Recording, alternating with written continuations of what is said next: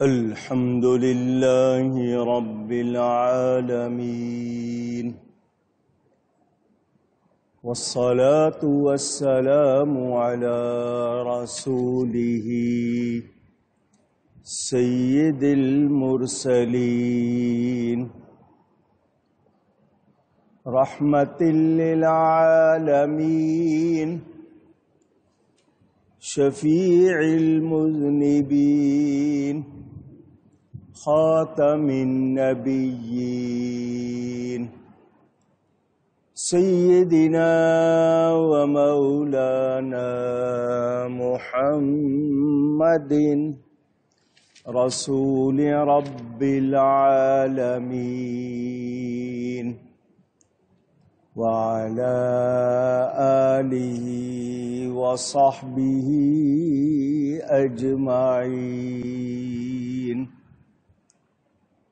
أما بعد فأعوذ بالله من الشيطان الرجيم. بسم الله الرحمن الرحيم.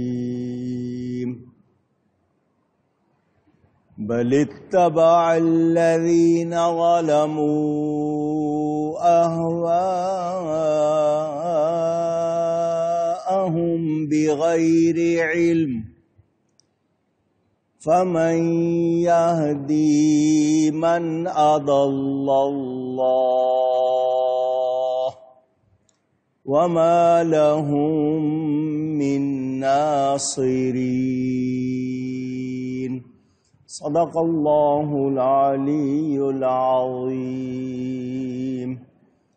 محبت کے ساتھ ایک مرتبہ درود شریف پڑھ لیجئے. اللہم صلی علی سیدنا و مولانا محمد معدن الجود والکرم وآلہ وصحبہ وبارک وسلم. الصلاة والسلام علیک یا رسول اللہ. الصلاة والسلام عليك يا حبيب الله. الصلاة والسلام عليك يا رحمة للعالمين وعلى آلك وأصحابك يا شفیع المذنبین.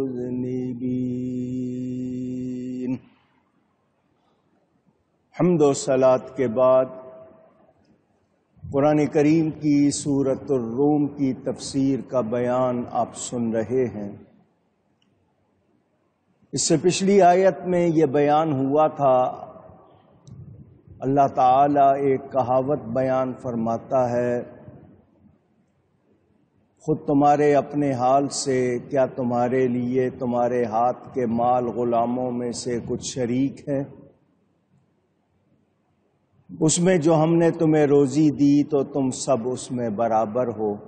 تم ان سے ڈرو جیسے آپس میں ایک دوسرے سے ڈرتے ہو.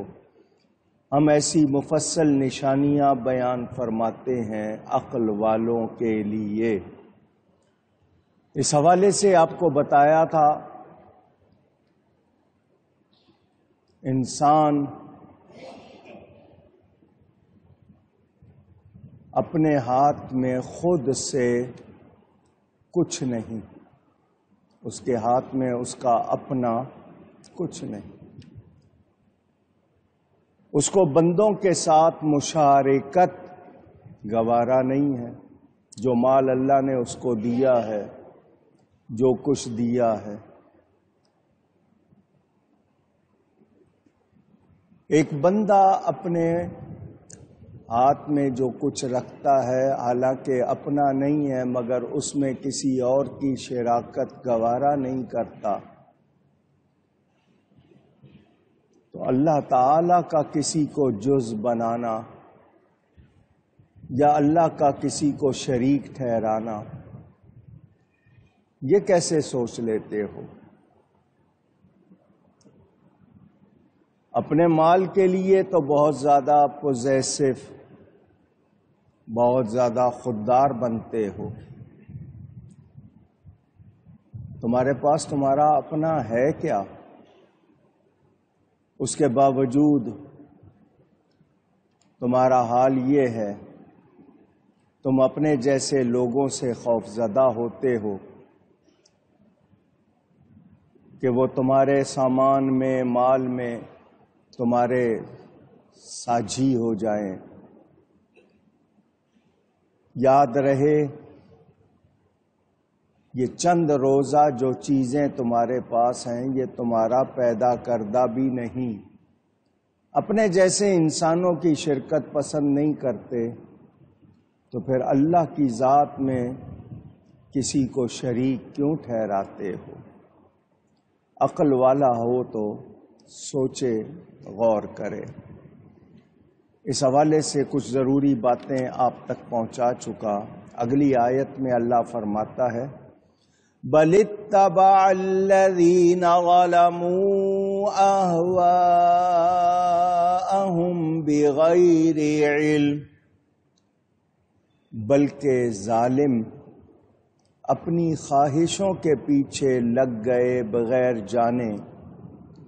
فَمَن يَهْدِي مَنْ أَضَلَّ اللَّهُ، تو اسے کون ہدایت کرے جسے خدا نے گمراہ کیا۔ وَمَا لَهُم مِّن نَاصِرِينَ، اور ان کا کوئی مددگار نہیں۔ اس حوالے سے یہ بات آپ کو بتا چکا، اللہ تعالی نے بندے کو اختیار بھی دیا ہے، علم بھی دیا ہے، اس کی رہنمائی بھی کی ہے، اس کے باوجود کوئی حق کو، سچ کو قبول نہ کرے۔ یہ اپنے آپ کو عقل مند کہتے ہیں، بڑے دانا خود کو سمجھتے ہیں، لیکن اپنی خواہشات کی پیروی کرتے ہیں، اپنی منمانی کو اہمیت دیتے ہیں۔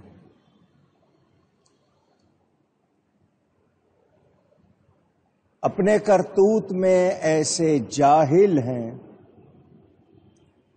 کہ انہیں ان کی بری عادتوں سے کوئی شے روک سکتی نہیں،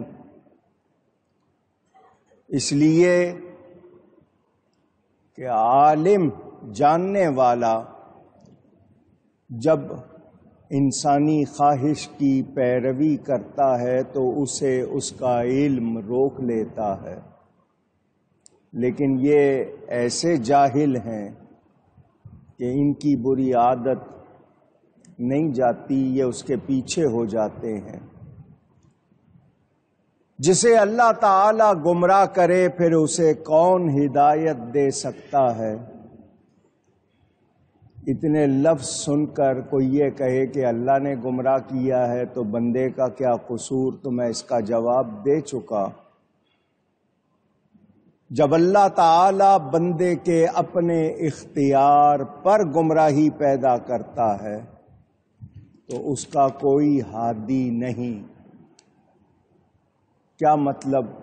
بندے کو اختیار ملا ہے، اس نے اس اختیار کا غلط استعمال کرنا ہے، اپنی خواہشوں کو ہی ترجیح دینی ہے، تو پھر اس کے لیے کوئی ہدایت نہیں۔ مشرکین، شرک کرنے والے، اللہ کا شریک ٹھہرانے والے، کوئی ایسا نہیں جو ان کا مددگار ہو، ان کی مدد کرے، ان کو عذاب سے بچائے، یعنی ان کا کوئی ایک مددگار بھی نہیں ہے۔ میں اس حوالے سے آپ کے ذہن کو صاف کرنے کے لیے پھر کہہ رہا ہوں، ایک ہے اللہ کا علم، وہ اپنے ذاتی علم سے سب کچھ جانتا ہے، ایک ہے اس کی رضا۔ وَلَا يَرْضَىٰ لِعِبَادِهِ الْكُفْرَ، اللہ ہرگز اس بات پہ راضی نہیں کہ اس کا بندہ، کوئی بندہ، اس کے بندے کفر کریں، انکار کریں۔ ایک ہے مشیت، یہ کارخانہ قدرت اللہ نے بنایا ہے، انسان کو عقل دی ہے، سمجھ دی ہے، اس عقل کی رہنمائی کے لیے کتابیں اتاری ہیں، نبی بھیجے ہیں، بندے کو تمیز، شعور، فہم یہ سب عطا کیے، اس کے باوجود بندے نے نہیں سننا، نہیں ماننا، تو وہ یہ نہیں کہہ سکتا کہ اللہ نے مجھے گمراہ کیا ہے، وہ گمراہ اپنے اختیار سے ہوا ہے، کیونکہ اس نے حق کو قبول نہیں کیا۔ سارا انتظام کیا، یا تو یہ کہ کسی کو ہدایت نہیں ملی، اس تک ہدایت نہیں پہنچی، اس کو کسی نے سکھایا نہیں، تب وہ کہے۔ اور میں آپ کو تفصیل سے بتا چکا کہ حضرت آدم علیہ السلام پہلے انسان ہیں، نبی ہیں، ان کی اولاد، آگے اسی سے سلسلہ چلا ہے۔ کون ہے جو یہ کہے کہ وہ اللہ کو نہیں جانتا، دین کو نہیں جانتا؟ اگر نہیں جانتے تو آج سارے اس کے خلاف کیوں لگے ہوئے ہیں؟ پوری دنیا کفر ساری کی ساری اسلام اور مسلمانوں کے خلاف کیوں لگی ہوئی ہے اگر جانتے نہیں ہیں تو؟ سوچنے کی بات ہے۔ ہدایت کا انتظام کیا، آپ کو اختیار دیا، اب بندے کے اختیار نے، بندے نے اپنے اختیار سے غلط راہ چنی ہے، تو اس کا ذمہ دار کون ہے؟ میں پھر آپ کو کہہ دوں کہ ہم تقدیر کا لکھا ہوا پڑھ کر عمل نہیں کرتے، ہم اپنے ارادہ و اختیار سے کرتے ہیں۔ تو آپ کو جتنا ارادہ اور اختیار ملا ہے اس کا آپ کیسے استعمال کرتے ہیں، اس پر جزا اور سزا ہے۔ آسان سی بات ہے عقل والے کے لیے سمجھنے کے لیے۔ کوئی کہے جی اللہ نے لکھا تھا اس لیے ہو گیا، تو نے اللہ کا لکھا ہوا پڑھ کے کیا ہے؟ تو نے تو اپنے ارادے سے کیا ہے، اپنے اختیار سے کیا ہے، تو اس کا ذمہ دار تو ہے۔ ہاں، اللہ اپنے علم سے، ذاتی علم سے جانتا ہے سب کچھ بندے نے کیا کرنا ہے، بندے کے کرنے کے بعد نہیں، اللہ کو پہلے سے علم ہے، مگر ہم اپنے ارادہ و اختیار کے استعمال پر جزا و سزا پاتے ہیں۔ تو ہمیں یاد رکھنا چاہیے کہ جس کے معاملے میں گمراہی ہے اس کا کوئی مددگار نہیں۔ یہاں سے پتہ چلا وہ جو اللہ کو مانتے ہیں، اللہ کی مانتے ہیں، ان کے مددگار ہیں، ان کے مددگار ہیں۔ بات واضح ہو چکی۔ اب خواہشات، کون ہے جو خواہشوں سے خالی ہے؟ خواہشات ہوتی ہیں، ان خواہشات کی تہذیب کرنا، ان پر قابو پانا آپ کے اختیار میں ہے۔ آپ کا دل چاہ رہا ہے کسی غلط کام کو، آپ اپنے آپ کو روک سکتے ہیں یا نہیں؟ جواب دیجئے، روک سکتے ہیں۔ آپ کا کام کسی اچھے، آپ کا دل چاہ رہا ہے کسی اچھے کام کو، آپ کرتے اپنے ارادے سے، اپنے اختیار سے، جو کچھ آپ کر سکتے ہیں اپنے ایفرٹس پوری طرح استعمال کرتے ہیں۔ تو یہی بات سمجھائی جا رہی ہے۔ بہت سے لوگ کہہ دیتے ہیں جی ہمارے نصیب میں یہی لکھا ہوا تھا، تو تم نے خود کیا کیا؟ اپنے ارادہ و اختیار کا استعمال کتنا کیا، کیسے کیا، یہ بھی تو دیکھو۔ جو کہتے ہیں بندے کو کسی قسم کا اختیار نہیں، قدریہ نامی ایک فرقہ تھا، جبریہ دوسرے تھے، وہ کہتے ہیں بندے کو کسی قسم کا اختیار نہیں، ہر طرح کا کام، ہر فعل اللہ کا ہے۔ ہمارا کہنا یہ ہے اہل سنت و جماعت کہ اللہ تعالی خالق ہے، پیدا کرنے والا ہے،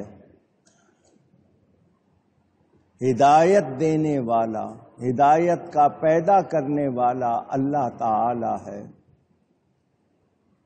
اور بندہ خود اپنے اختیار سے گمراہی کو چنتا ہے، اختیار کرتا ہے۔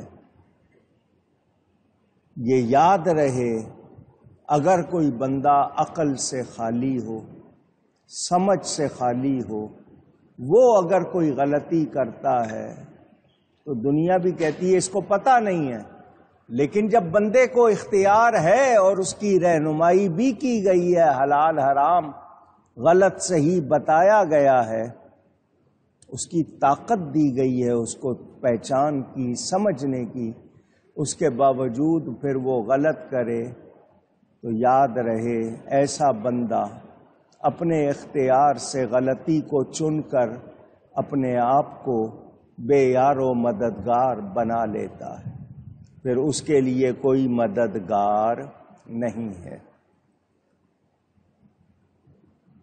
ہم دنیا کے 50 کام کرتے ہیں، بظاہر پتہ ہوتا ہے مشکلات ہوں گی، اس کے باوجود ان کو کرتے ہیں۔ کتنی چیزیں کھانے پینے کی ہم چنتے ہیں، خود لیتے ہیں، تو ہمیں معلوم ہونا چاہیے کہ ہمارے پاس اختیار ہے، عقل ہے، ارادے کی قوت ہے۔ اگر کوئی کہے کہ بالکل نہیں ہے تو ثابت کرے۔ آپ کو کوئی کہے کہ چلو میرے ساتھ، آپ کہیں میرا جی نہیں کرتا، وہ زبردستی لے جا سکتا ہے؟ آپ کے پاس ارادہ ہے انکار کا، اختیار ہے انکار کا۔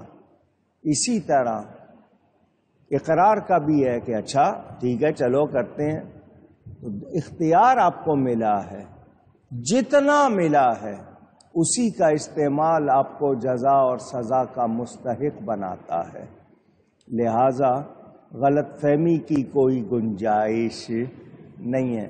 کوئی یہ کہہ دے کہ نہیں جی بس میرا تو اس میں کچھ نہیں، بس لکھا ہی ایسا تھا، تو تو نے لکھا ہوا پڑھ کر نہیں کیا ہے، اپنے ارادے اور اختیار سے کیا۔ عقل سلیم، سلامتی والی عقل، صحیح عقل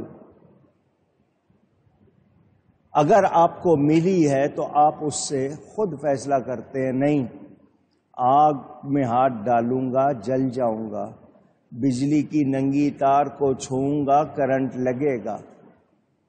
یہ سمجھ آپ کے پاس ہے یا نہیں ہے؟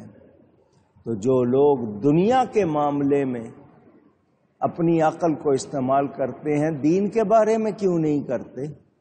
اپنے ہاتھ سے بت تراش کر اس کو خدا کا شریک کیوں بنا دیتے ہیں؟ اور پھر الزام اللہ پر کیوں لگاتے ہیں؟ ہمیں بتایا گیا ہم خطا و نسیان کے مرکب ہیں، بھول چوک ہو جائے توبہ کا دروازہ کھلا ہے، جان بوجھ کے بھی کیا ہے تب بھی توبہ کر سکتے ہیں، لیکن حق کو نہ مانے تو یہ ہٹ درمی ہے، ڈھٹائی ہے، اسٹبنس ہے، اس میں آپ کسی پر الزام دے سکتے نہیں۔